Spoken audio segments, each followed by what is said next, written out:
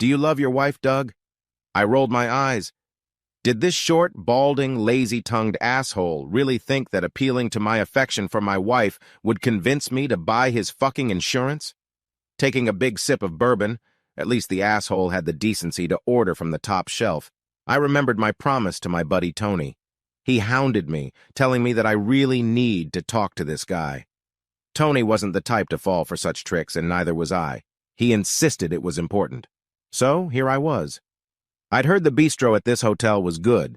The free lunch was exactly what I expected.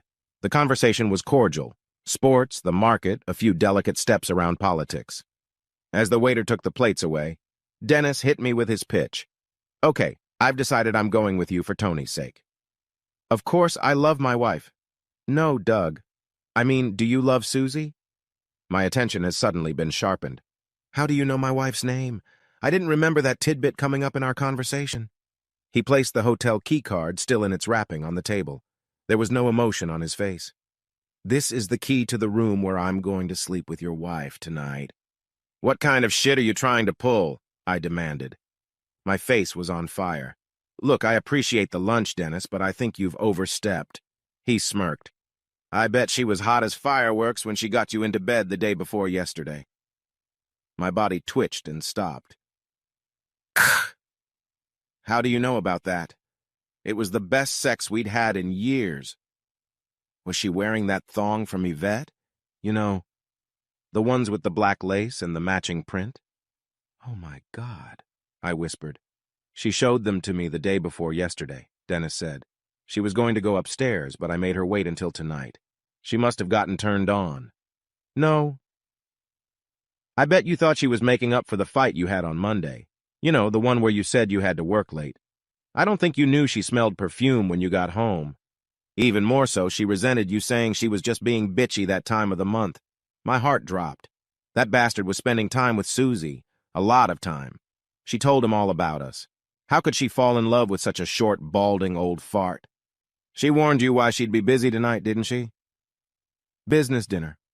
Residential neighborhoods. With 2 new clients. That's what she said. That's why she arranged a babysitter when she found out I was working late. Shit. Shit. Shit. Shit. Maybe I could stop it right now. I was bigger and younger than him. I could lure him into the garage and beat the shit out of him. As I assessed him, I noticed his stocky build. Muscles bulged out of the sleeves of his Hawaiian shirt. No, that's not gonna work. Could I interrupt Susie, beg her not to go out with him? Will she stop if I threaten divorce? She'll get the kids and half of everything I had. After we break up, she can have him in our bed anytime she wants. That asshole was going to have my Susie, and I couldn't do a damn thing about it. Please, Dennis, I begged. The only option I had left. Please, don't. The waiter brought the bill. Dennis put his credit card on the tray. She was easy to deal with, he said. She just wanted some attention. How long has it been since you pined for her? What do you mean? We talk all the time. Dennis shook his head, smirking at me. But are you pining? Or are you just nodding and thinking about what's waiting for you at work? He couldn't have known about that. Couldn't he? How long has it been since you sent her flowers, Doug? You know she likes pink noses. How long has it been since you took your wife to lunch instead of your secretary? If you'd stopped by her place just once, you might have seen the pink napkins I bought for her desk last week. Oh, shit. How long has that son of a bitch been working on her?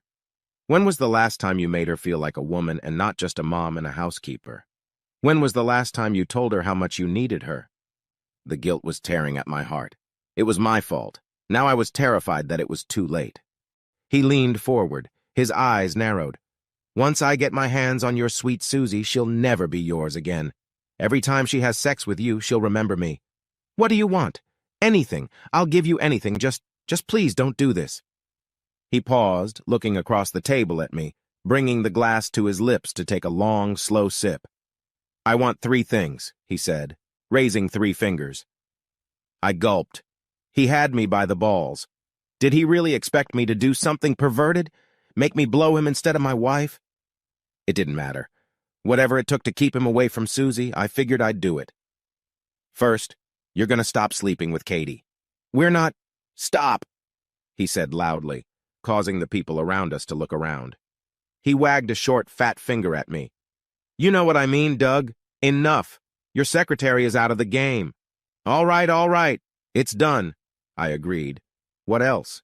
Your lovely wife will be in the lobby at 6:30 sharp. You know how she is about being on time. I'll be there at 7:35. You have 5 minutes to change your wife's mind. Oh, God, I whispered. Tears misted my eyes. I wiped them away with the back of my sleeve. Okay. 5 minutes, Doug. Make your best move. If you can't, then it's my turn.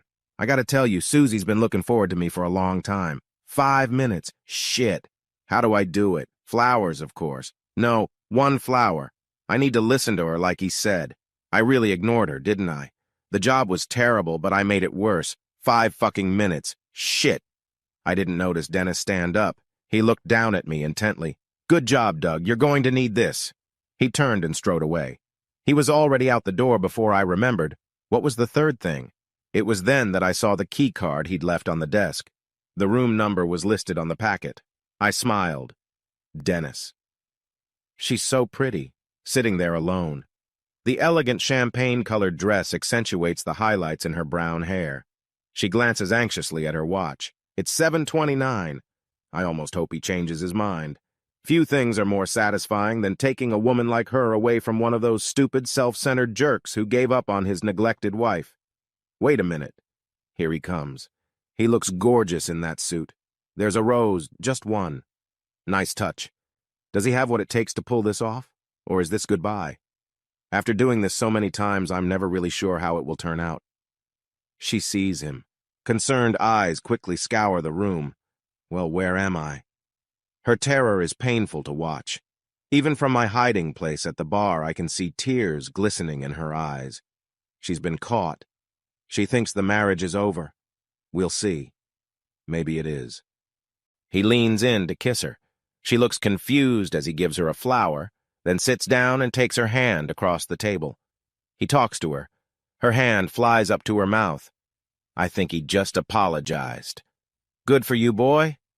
She reaches for both of his hands, clinging to them with all her might. She nods in response to his question. One word appears on her smiling lips. Yes. There are tears on her face, and hope, and love. The waiter appears. Their conversation is brief, only a few seconds. The waiter tucks the order book into his apron and leaves with a shrug. The two of them get up from the table and embrace each other. Their kiss is long and loving. Hand in hand, they walk out and turn to the elevators. Well, looks like they'll have something to do in their room tonight, and I have a date with Rosie and her sisters. Can't say I'm too disappointed. It's a win-win. She'd be pretty damn great sex, but it's better this way. I raise my glass to their long marriage. I'll wait a few weeks before I contact Doug to see how it all worked out.